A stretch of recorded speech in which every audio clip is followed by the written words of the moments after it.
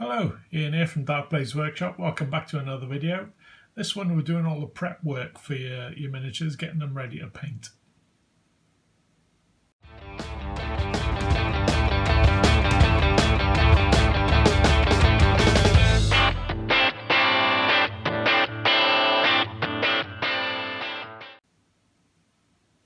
Okay, so you bought your miniatures. Now what? You got them out of the packet. You see they're all covered in mould lines and there's bits hanging off them like this one. What do? So this video is going to show you exactly what to do. We're going to take off the flash, we're going to get rid of the mould lines, we're going to fill any gaps or any pitting and stuff like that, get rid of these bits and prepare it to a stage that allows you to carry on to this stage. So we're going to go from that to getting ready to paint to that. So as I say, I don't like tabs, so we'll be removing tabs and putting pins in so they can add them to the custom base. I like the custom bases because basically I don't like the ones that they come on, and I don't like the gaps that they leave. If you use the tabs in their slotter bases, these stick out a mile, and it's just purely aesthetics, and I'm a fussy bugger. So yeah, so without further ado, let's get on with it. Okay, this is my repair kit.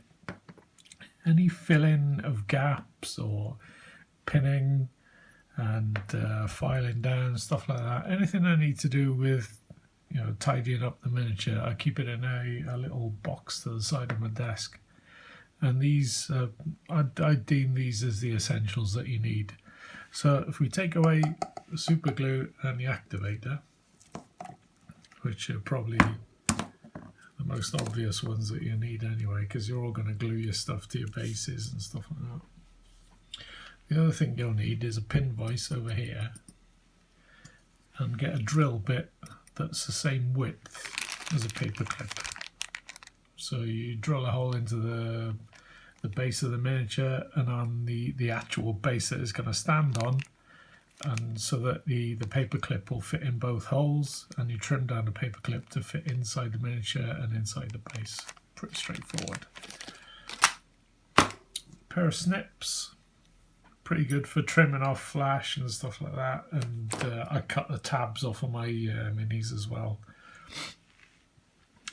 Green stuff for filling gaps.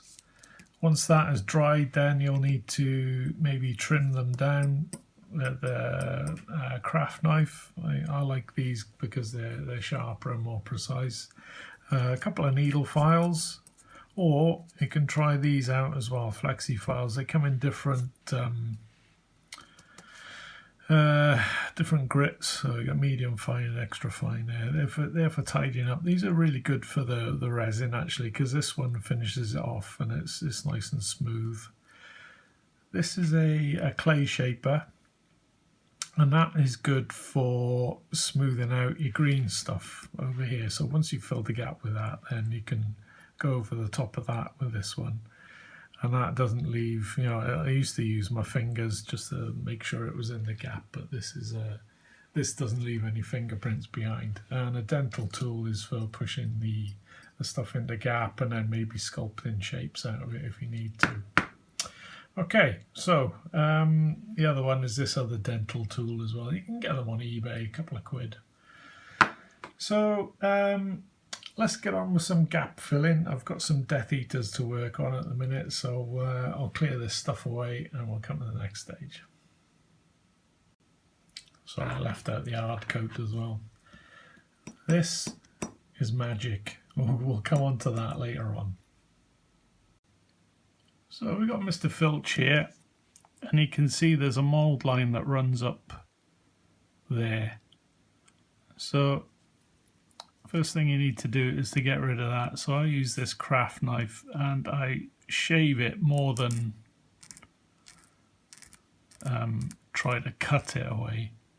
So you're just running the blade along the top of the surface there, and that's it, gone. This is pretty simple. Takes a little bit of practice just to go nice and gentle, let the blade do the work.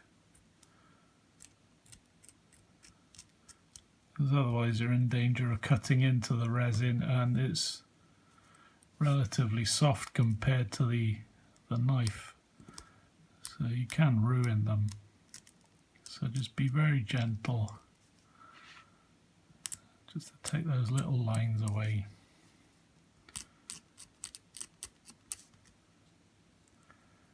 And it's actually not too bad then. This is a little one that runs down the middle there, so I'll get the blade in there.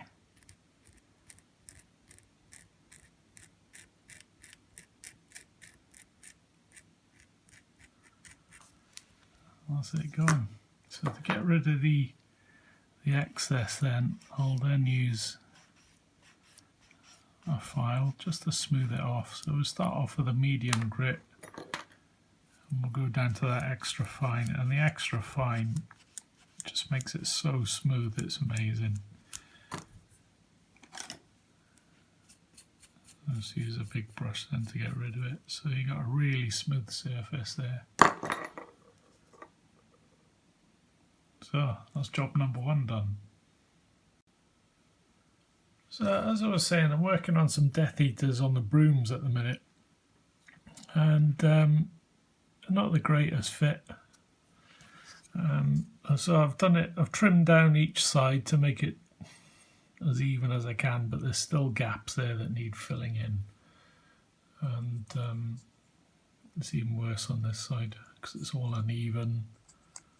So the first thing I'll do is to try and even out that bit there with the use of a knife. So I'm going to shave across the top of it rather than try and cut it, to try and bring it down to the same level on both sides, because one side's obviously higher than the other one. So I'm just scraping away. You'll be really careful, because if I press down too hard I'm going to separate the bits that we've already glued.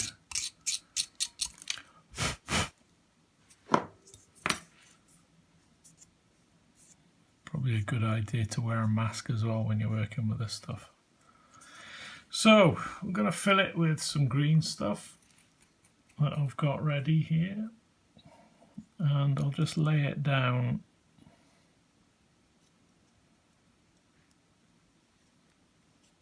just make sure I've got enough to go all the way.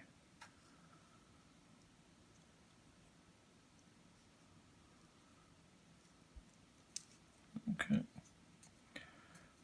and a good tip is if you wet your tool, I'm going to be using the clay shaper, so just dip it in some water and then run it down,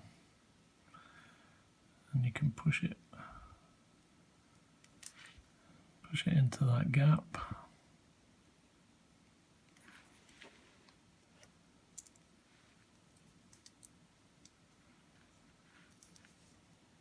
I'm trying to be really careful here because it's going to go.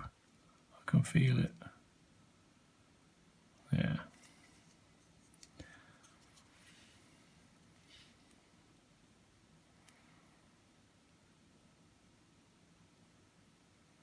No, I'm going to have to glue it again, I think. But this green stuff will hold it in position now while I apply the glue in here. It's good that you're seeing this because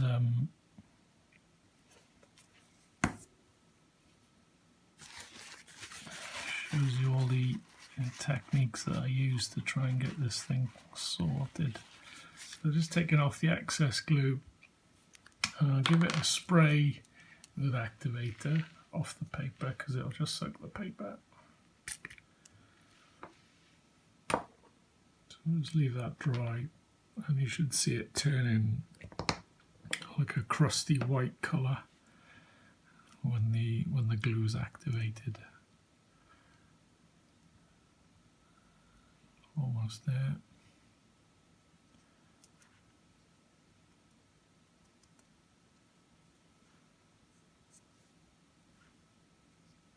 Right, so we'll leave that activate while we work on this side now.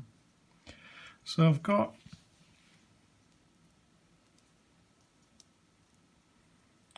smooth that a bit off there. So we've got the green stuff in place. It's just a matter of smoothing it out now. So I've got various dental tools. So we'll have a go with this one. As long as you wet it first. And you can work it along.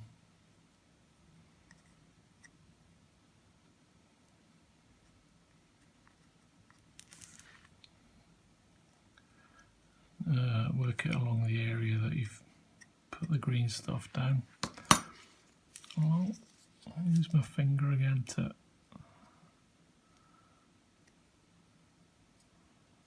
smooth it off. And the clay shaper gets rid of all the fingerprints and smooths out that surface.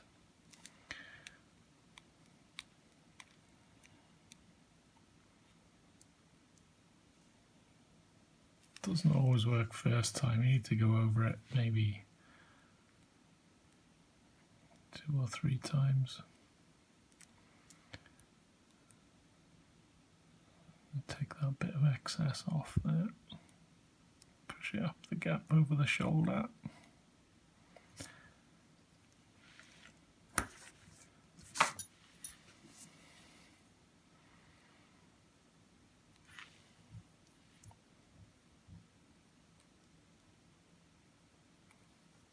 Let's get in there.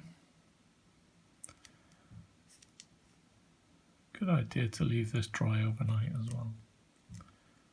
So that's quite a big nasty gap filled now, and it's quite smooth.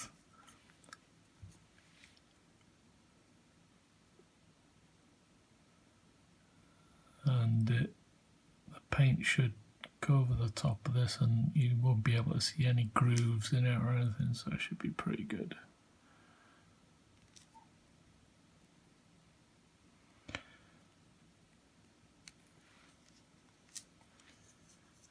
And that's fully activated there now, so I'm not going to apply the green stuff to this side. I'll wait for this to cure before I do that side.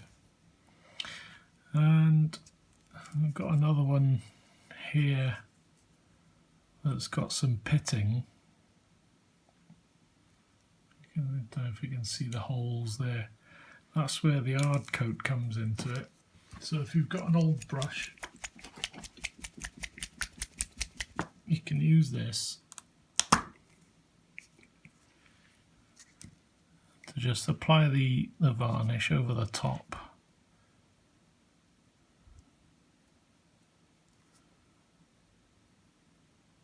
Remember, just to smooth it out at the edges, otherwise you're just going to have like a blob, and you don't want that. You want a smooth transition between the varnish and the actual cloak.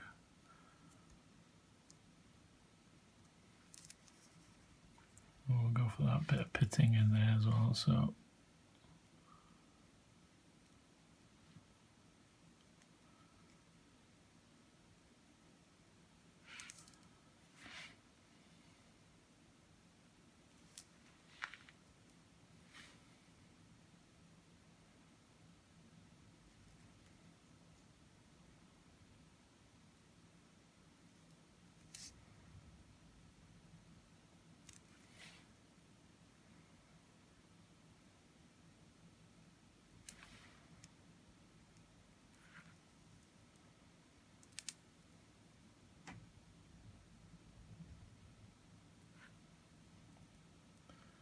alright, we'll see what that dries like and we'll come back. Same again, this takes quite a bit of time to dry out, so I'll leave these overnight. Just on the top of my desk here,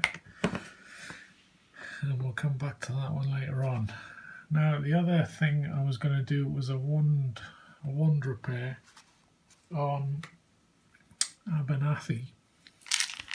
Now I was painting two of these, and during the process snapped them both. So that one obviously snapped a lot further down, but I've trimmed it right to the tip of his finger. I'm going to do the same with this one, and we'll add on a wand. So I'm just going to clip it off about there. And let's use my knife to trim it off so that it's got a flat surface.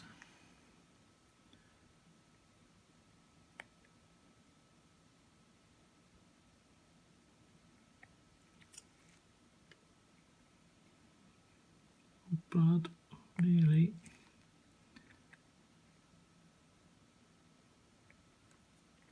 Okay. So what I usually use is water effects and a bit of invisible thread, but I think for most people it takes too long. So another one I've come up with, instead of using a paper clip, I use these bits of flash, and that one's a bit too thin, but this one's not too bad. So we'll cut a bit of that off, because if you're lucky to get a cylindrical piece like this, they're ideal for wands. So we'll just cut that off, leave that there. Might be a good idea to collect little bits like that, like I'm doing. I'll keep them in a little component bag, and I've got enough to do quite a few repairs now. But what you do is use your craft knife again, and if you want a tapered look, just shave it at one end. So hopefully you can see I'm just using the absolute edge of the knife, just shaving along or whittling it down. I think whittling is more cutting into it, but this is just shaving it. I'm getting a harder stroke towards the end there. So this is starting to taper now, you can see.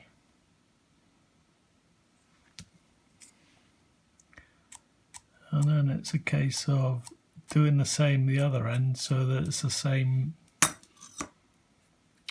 diameter as the area that you want to glue it onto. So we're not far off there. If I turn it that way, you can see it's almost a perfect fit there. I'll just trim it a little bit, and I'll make sure I've got a flat surface too. So I'll use the file there to make sure we got a flat surface, and give it a wee shave.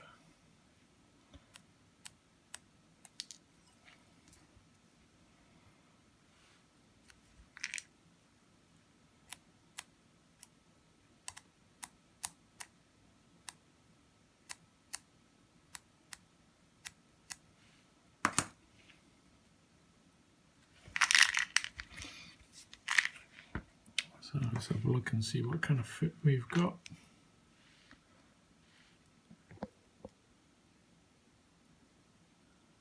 Yeah, that's not too bad, that.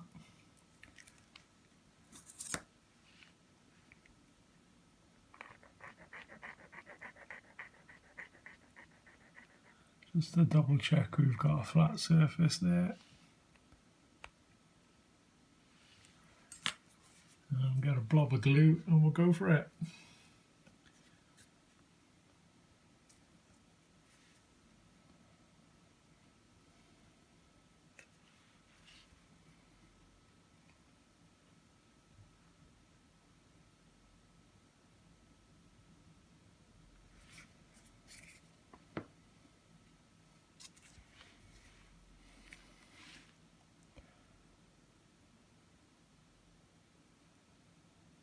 What you can do is to spray some activator on the hand side of it and just add the super glue to the wand part of it, so that when they make contact they bond straight away. But I think that looks pretty good.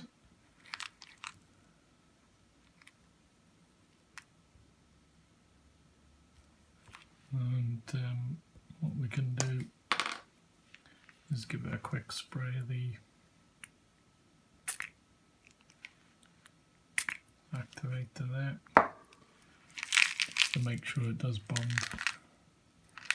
So that's a one repair done. The other one is pretty simple gap filling on Barty's shoulder here. You can probably see there's a gap there. So I'm just going to get some green stuff.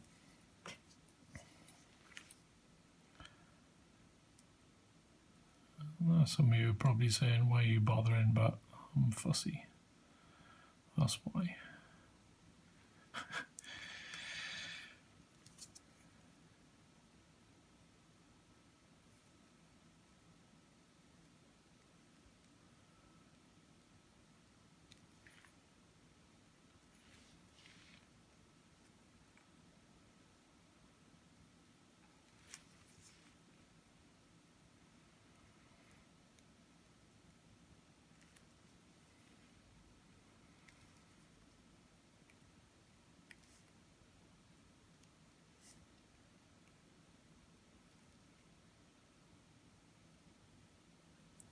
The trick is to smooth it down so that you haven't got an obvious lump of green stuff there. It blends seamlessly into the jacket, which I think we've almost got there.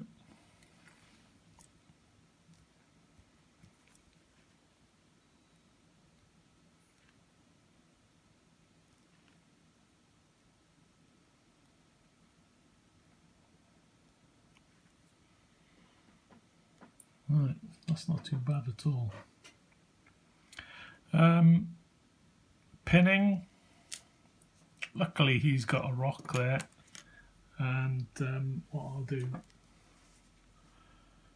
is drill a hole in here so that I know that it's going to go into the foot as well, so that'll give us a good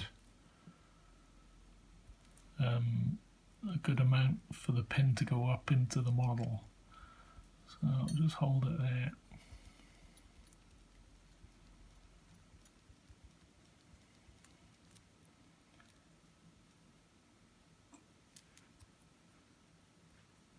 And if you slide your nail up to the base of the miniature and then take the drill out, you'll see how much of a pin you've got in there. So I can afford to go a little bit further up. Let's measure it. Yeah, it's just about to come through the surface there, so we'll leave it at that. Get a paper clip from my stash.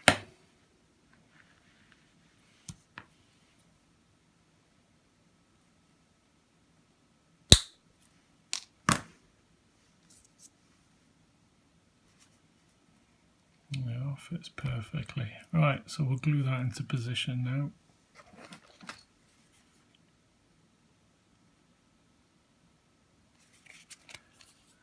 And then it's just a case of drilling a hole in your base.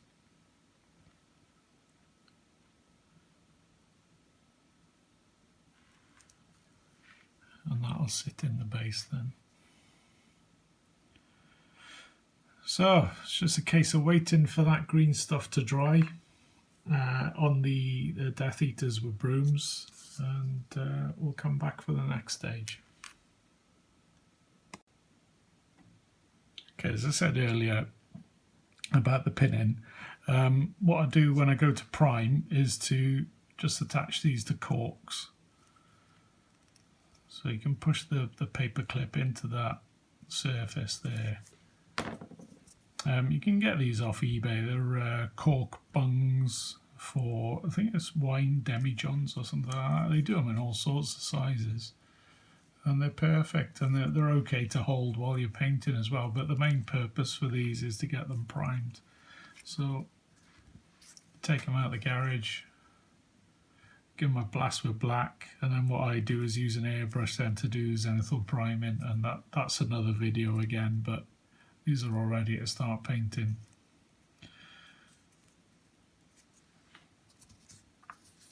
So let's move on to the next stage. Okay, so the varnish has dried enough now to see that the pitting's already covered now. So there's not going to be any issues painting over the top of that. It's going to be a nice smooth surface. So just the last bit I need to do now is to fill the top half. Just need to do the bottom bit here. So we've got another sausage of green stuff. So I'm just going to lay it down there.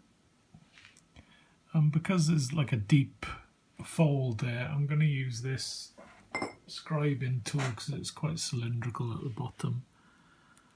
And just to press it in very gently.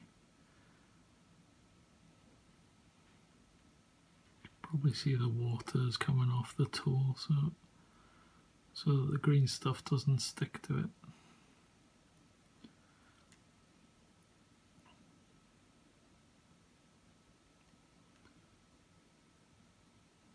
Smooth it off at the edge. So I'm pushing down.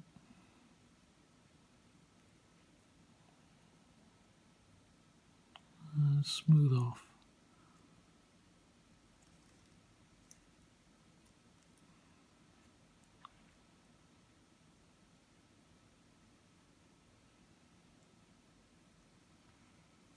And we should have a nice curve there. That's not bad at all.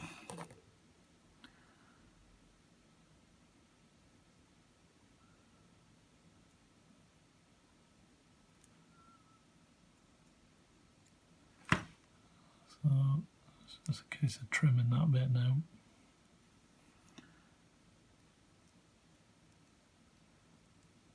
So it's pretty smooth at the edges as well.